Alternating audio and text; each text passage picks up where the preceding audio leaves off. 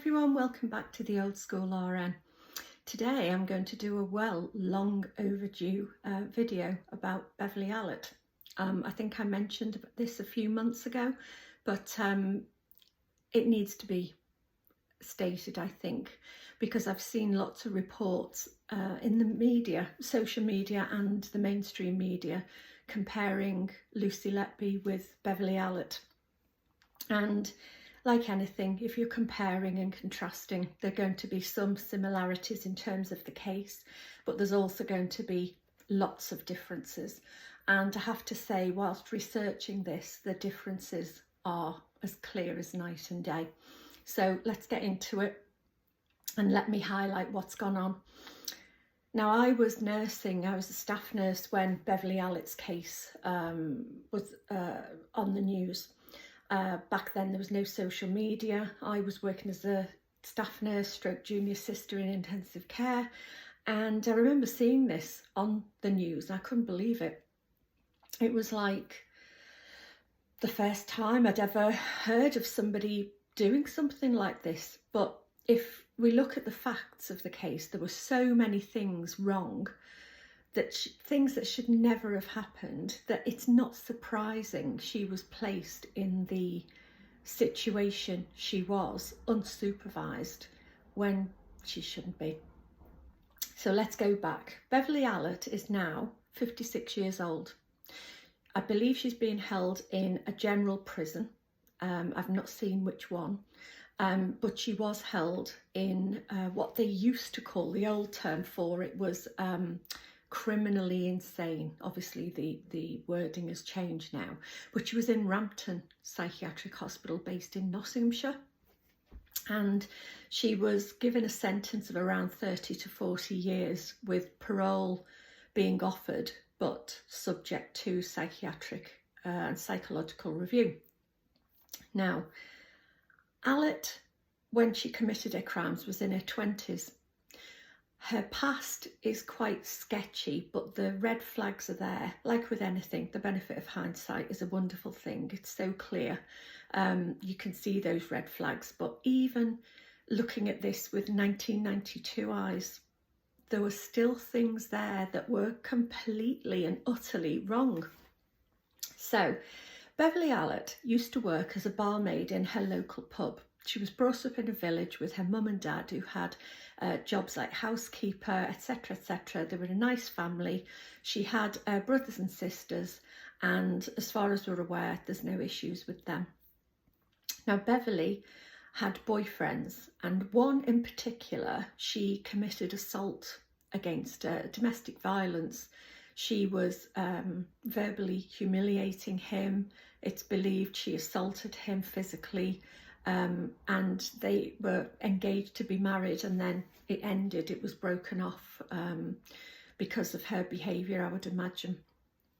But even when she was working in local shops in the pub, when she was like 18, 19, 16, 17, back then you could do those jobs, she used to elaborate like these fantastic stories of how she was bragging how well she did, or how she was going to do X, Y and Z. She was described as an elaborate storyteller. Another red flag. So the domestic violence is one, and the embellished stories. Apparently she was on a pre-nursing course from the age of 16 when she was working part-time, and she managed to get by and get onto what was called state enrolled training. Now, back before 2000-ish, there were two levels of nurse training offered. One was SRN, now registered general nurse, or RN, registered nurse, and the other was SEN. It used to be called SEAN, state enrolled assistant nurses. So they're probably the equivalent of an associate nurse now. And the whole idea of their role was it was a practical based training, and they could take charge of a ward if there was an RGN nearby, and they could be senior enrolled nurses, and they were given, you know, roles in various specialties. Now, in my mind, I think that was abused, because these nurses were given a lot of responsibility, but they didn't have the training to take on that RN role. So hospitals, I think, were taking a bit of an advantage. But the whole course was 2 years long and consisted of 10 weeks theory throughout that training. The rest of it was practical. Now, one thing or one specialty that enrolled nurse training didn't cover was paediatrics, or if it did, it was very fleeting. As I say, it was a practical based role, not theoretical. And there's some fantastic nurses who were working as enrolled nurses and happy to be so. Not everybody wants to climb the management ladder, and not everybody wants to do academia. So Beverley Allit took this route. Now, when she lived in, there were all kinds of incidents that happened. Fires starting, things going missing. There was quite a catalogue of events that were surrounding her but couldn't be pinned on her. There wasn't enough evidence to say it was her in order to do something about it, to discipline her, get rid of her out of her training course, or call the police. So she was off sick a lot as well, with all kinds of feigned illnesses. And again, nursing schools were very strict about training, because if you miss your training through being off sick a lot, your training was extended, and it's not clear whether hers was or not. So her skills would have been compromised, and certainly her nurse education, if that wasn't made up. So whether she had an extended time to make up that sick time, it's not known, not documented. So Beverley expressed an interest in working with children, although she couldn't as an enrolled nurse. But because the nursing wards were so short of nurses, of registered sick children's nurses, or RSCNs and RGNs, because in our course, our 3-year RGN, we covered paediatrics, psychiatry, district, GP, but we covered everything, every specialty. Enrolled nurses didn't. There was a limit on to what specialties they studied. So Beverley Allit was taken on. Not only was she taken on, but the ward was short-staffed, and the matron, then they were called nursing officers, they're now called modern matrons, said, you can work on nights.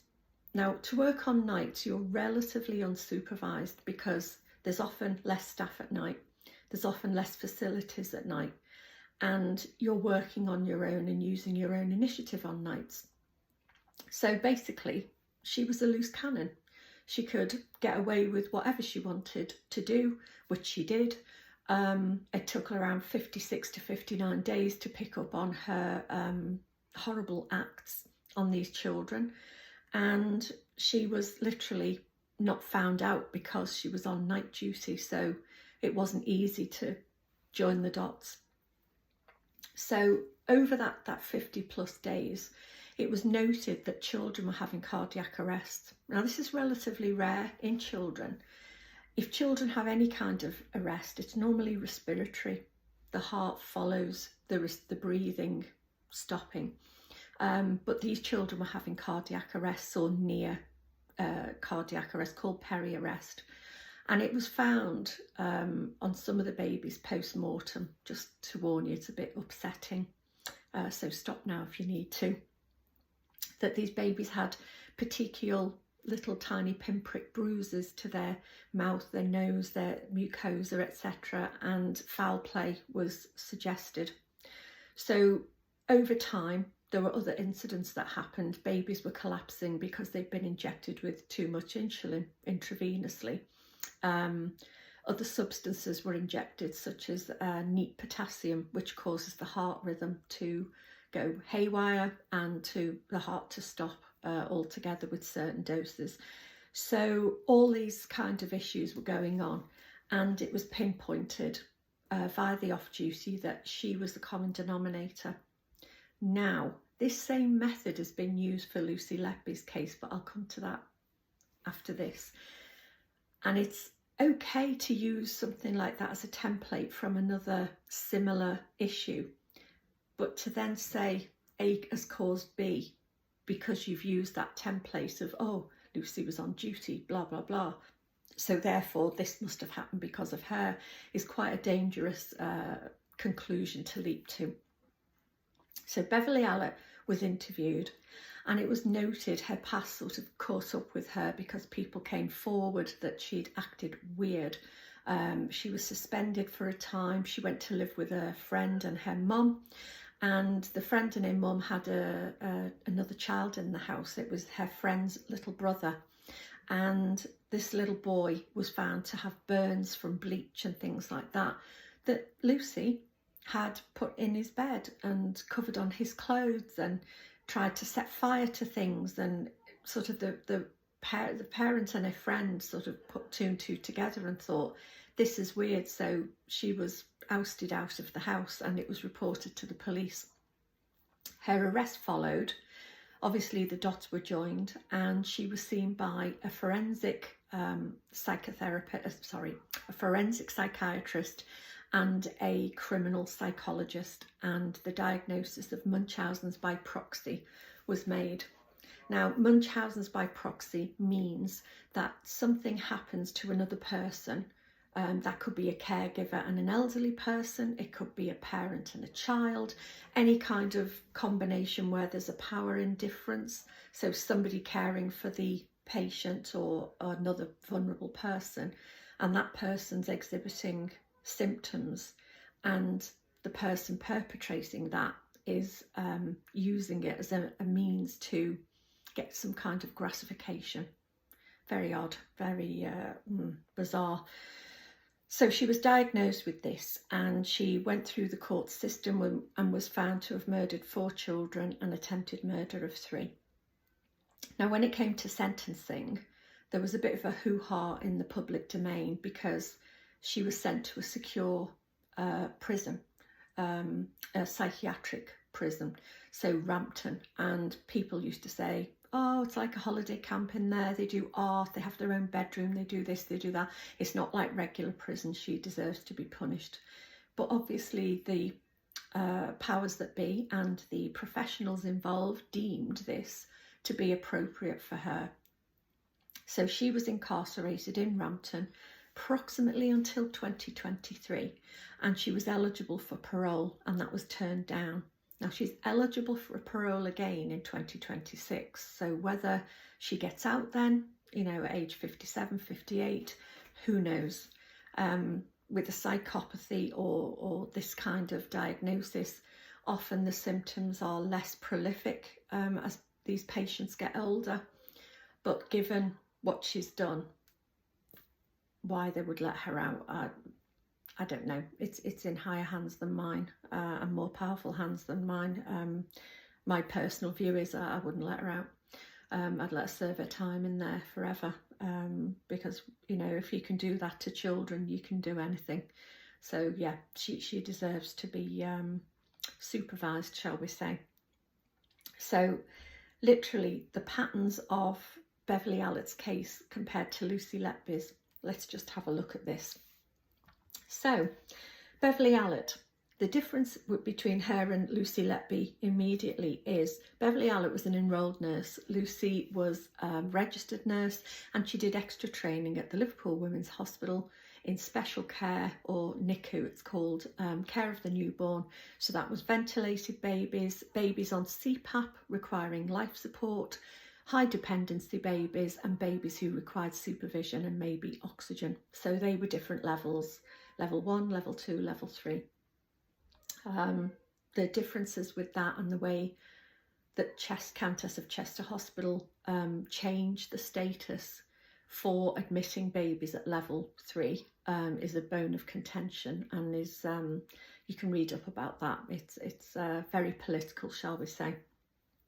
The other thing is Beverley Allit used potassium, some other substances, I don't know what they were because it doesn't say in the main literature, but mainly insulin and or potassium intravenously into children, and they were children, they were young children, not babies. Lucy, her babies were premature, some of them were term but very ill, maybe had genetic disorders, metabolic disorders, but even so, you know, they were vulnerable and in her care. She had done the special course. The causes of death are questionable, And I know this is going through a court review, and there is police incidents looking into the circumstances around the evidence, because the evidence is a bit shaky and difficult. And I don't want to say any more than that, because it's a case that's sort of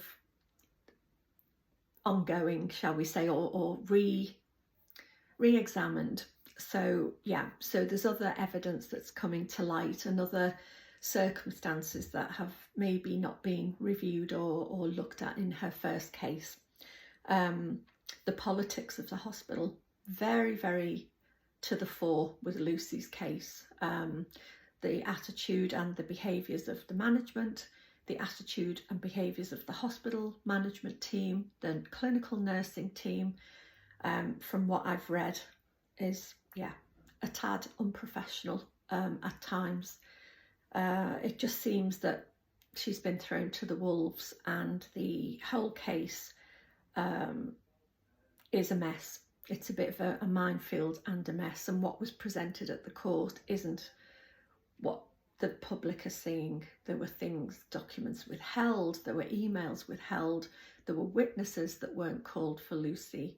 It was all the prosecution, and the so-called expert witness, for example, felt it was, quote, his kind of case, because he had a son who collected classic cars and a daughter who was collecting horses, road horses, and he felt he needed the money to keep those lovely hobbies ongoing.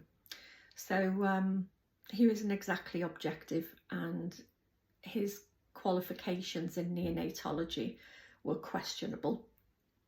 And his whole approach to Lucy's case was not one of an objective witness. It was definitely had an element of bias, confirmation bias attached to it. That's something you can read up. Lucy was also didn't have a diagnosis. She hasn't got personality disorder. She has been assessed, I believe. Tell me if I'm wrong on that one. And as far as I'm aware, people have said, oh, well, she looked really blank, and, you know, she just sat in the court and she didn't show any expression. Well, what do you want her to do? How would you feel if you were wrongly accused of something and you're set up by a trust and the evidence is a bit sort of difficult and not totally unbiased, and there's elements missing? How would you feel? You're not going to be sat there feeling cheerful. Poor girl was probably on antidepressants as well, and that tends to make you very flat and very unemotional. Yeah, I don't understand that attitude, really. God knows what was going through her mind. It must have been quite an ordeal. Beverley Allit, on the other hand, was diagnosed with Munchausen's by proxy, and it's believed, according to the people who've assessed her and those who've assessed her in the public domain, professionals that is, they've given their opinion and they feel that she is of a personality disorder of some type, maybe histrionic, maybe antisocial, but clearly she's had a formal diagnosis of Munchausen's by proxy, whereas Lucy hasn't. So it seems the only sort of similarities are it was a children's ward / unit. Lucy's were babies, Allit's were young children. But apart from that, there is a mention of insulin in one of Lucy Letby's babies that died. But again, that's still contentious, because the tests used to try and look at the peptides to see how this insulin level was measured, again, very spurious, and the data is not conclusive. So with Allit, it was very cut and dried. It was very clear that she'd done this, and especially using potassium. All nurses know, you know, what can harm patients drug-wise. That's why we're so careful with dosages and following a prescription and checking with another person when we give anything intravenously, because if nurses and doctors make a mistake, it costs lives. It can disable people, it can kill people, and that's a big responsibility to have. And it seems that by allowing Allit to complete her basic enrolled nurse training and then placing her in an area where she slipped through the net and worked relatively unsupervised, or definitely unsupervised. She's been allowed to do whatever she wants. So it'll be very interesting next year to see what actually happens with her. So I hope, in terms of Lucy's issues, that all the evidence that's coming together and the support she's got from certain MPs and the newspaper publications, you might have seen in the Daily Mail, there's been double page spreads, front page news about how there are discrepancies in the court process and the legal process that are being examined by the police and the judiciary. And hopefully she will get a very swift outcome and release when the Criminal Cases Review Body looks at her case. So I hope you enjoyed that. That was just a very quick overview of what happened with Beverley Allit, and here's hoping these things never happen again. As a nurse myself, it's utterly disgusting, and I cannot get my head around how anyone could harm vulnerable patients. You know, you go into nursing because we care about people. We want them well. Or if they're, you know, very ill with cancer and they're in the process of dying imminently, we keep them comfortable, we look after them, we look after their family. But to go and harm children and patients in a hospital, it just defies belief. So pop some comments in. I've actually opened the community channel now because I didn't realise it was switched off, me and technology. So there is a community there now. There was the comments, but there is a community. So I'd like to hear what your views are. What do you think about Beverley Allit's case, if you're young enough to remember when it first happened in the early 90s? And what you think about Lucy Letby's case. I do get some quite critical comments about Lucy, in that some people feel it's very cut and dried, and that the court process was followed and she's guilty.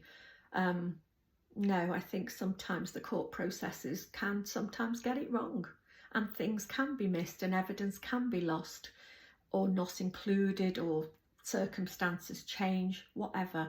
And we should always keep that in mind, that not every case will be cut and dried. There will always be elements of doubt or process gone wrong, and we should be able to address that if, you know, that's applicable to that person's situation.